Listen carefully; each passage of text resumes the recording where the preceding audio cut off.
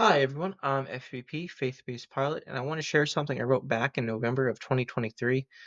It's my heart, my journey, and why I proudly wear the name Jesus Freak.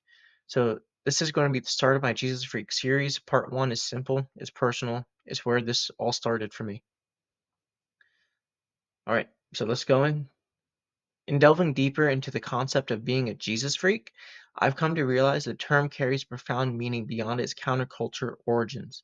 It's not just about being an enthusiastic or outlier in society, it's about embodying a commitment to faith and walking with Christ in every aspect of life.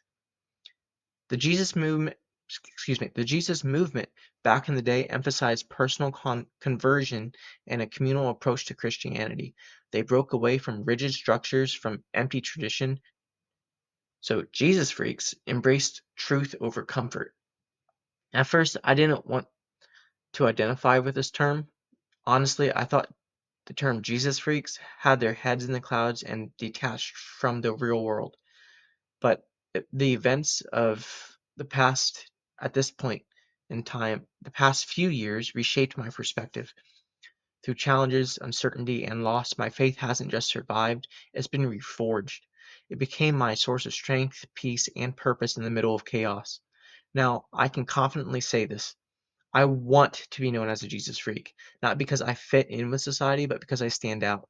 Not because I follow what the world accepts, but because I follow Christ, the one who called us to pick up our cross and walk after him. In a drifting world, being a Jesus freak is like carrying a compass that points true north, God's north.